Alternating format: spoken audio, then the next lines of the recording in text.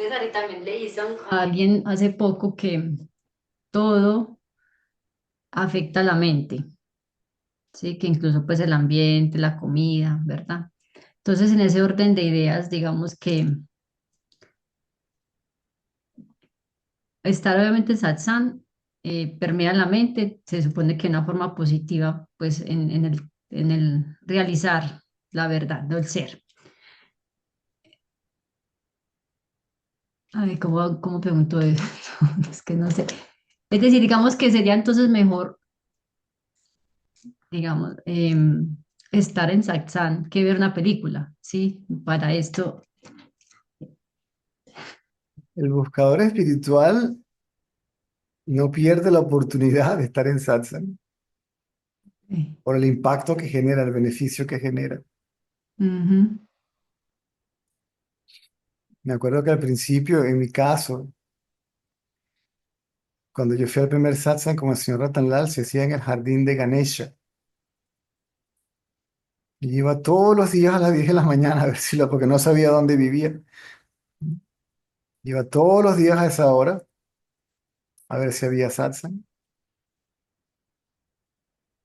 A veces lo hacía con otros grupos, alemanes, rusos, italianos o quien fuese, franceses. Y yo, aunque no entendiera la lengua y aunque no hablara muy bien inglés en ese entonces, me sentaba, ¿no? Y él me miraba y se reía, ¿no? Como un niñito, me acercaba ahí y como todo el frente generalmente estaba ocupado, me sentaba al lado de él, estaba sentado en una piedra y yo me sentaba al lado de él. Entonces él me miraba y se reía. No nos perdíamos un darshan, no nos perdíamos una sesión de cantos devocionales porque de una u otra manera sentíamos el impacto, el beneficio de ello, ¿no? discúlpame César, que es Darshan.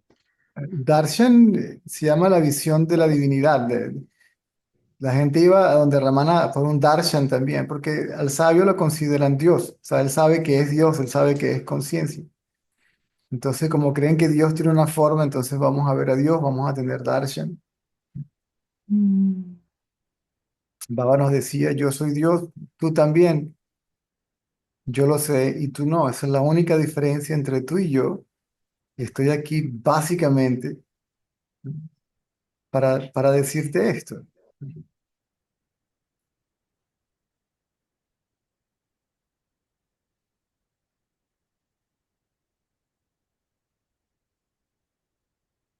Inclusive cuando regresaba a Venezuela estaba esperando que se acabara la mercancía para salir de nuevo a India a comprar más. Y pasaba unas 3 semanas, un mes viajando por India, compraba todo, lo enviaba para Venezuela y me iba para Putaparte y me quedaba ahí un tiempo, 3, 4 meses. Si todavía quedaba mercancía, entonces regresaba y si no, si faltaba un poquito, entonces compraba y la volvía a enviar y así sucesivamente.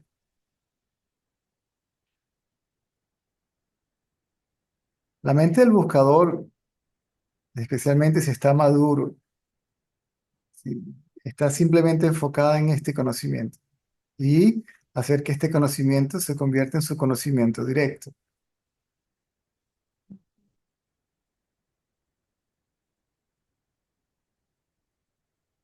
Lo que realmente funciona,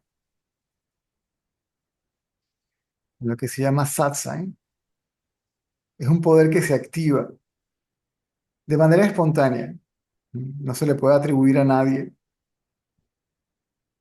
Y ese poder es realmente que está produciendo un impacto en el buscador. Si el buscador es maduro, entonces el impacto es mayor o inmediato.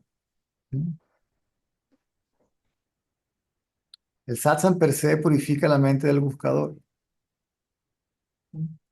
Se va aclarando la mente, las dudas, se van disolviendo ciertas tendencias o un buen número de ellas.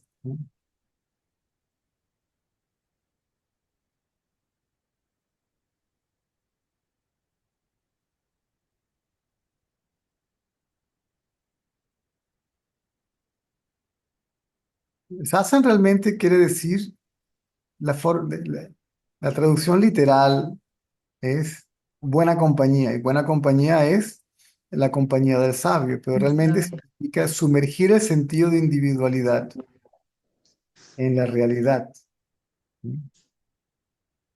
Es decir, hacer que el pensamiento yo se sumerja en su fuente.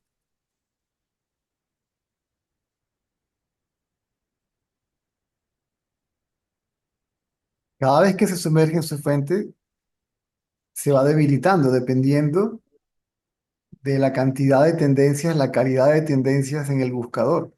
¿No? Es muy raro que el pensamiento yo se sumerja en su fuente y no regrese más. Generalmente regresa, no todo el mundo es como Ramana Maharshi y unos pocos otros que indagaron y el ego desapareció permanentemente. Aún en el caso de Ramana, él dijo que él pasó muchísimo, pasó un buen tiempo, decía, con los ojos cerrados.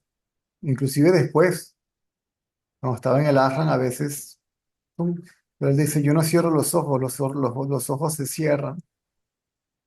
Él decía que en esa época los ojos se le cerraban y se le quedaban pegados como con cola, no podía abrirlos. Y pasaba sumergido, no sumergido porque ya estaba sumergido en su fuente, pero pasaba muchísimo tiempo inconsciente del cuerpo, se perdía conciencia del cuerpo, al punto que los insectos se lo comían, se comían su piel, él ni se daba cuenta, porque no sentía nada.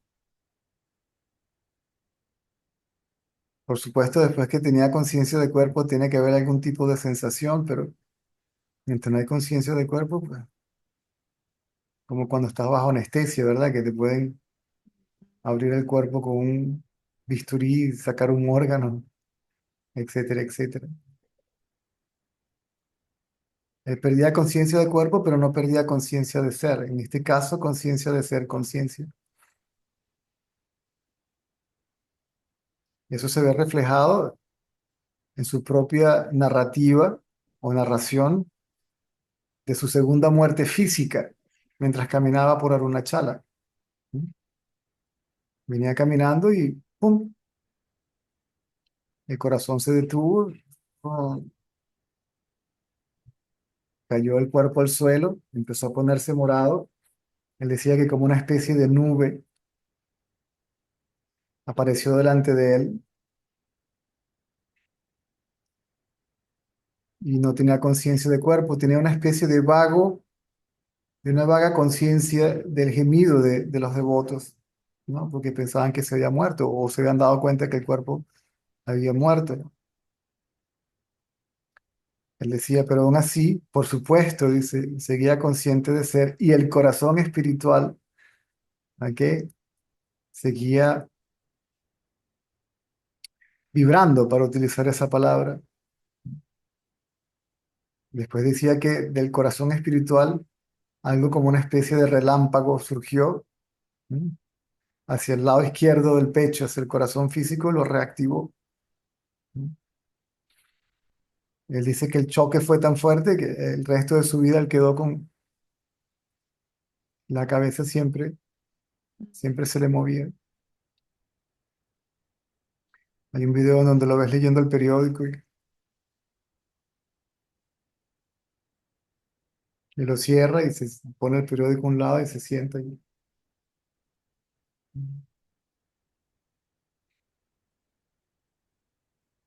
Y le preguntaron que por qué. Él decía, bueno, imagínate un elefante entra en una casa de una choza de paja, pues, ¿qué puede esperar la choza de paja sino ser devastada? ¿Sí?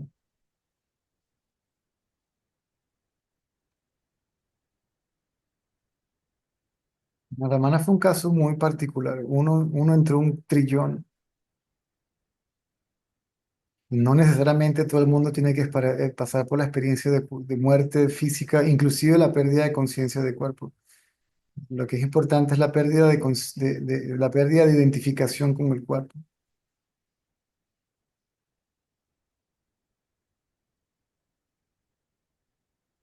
Y tienes que vivir como él, como un taparrabo y todo lo demás.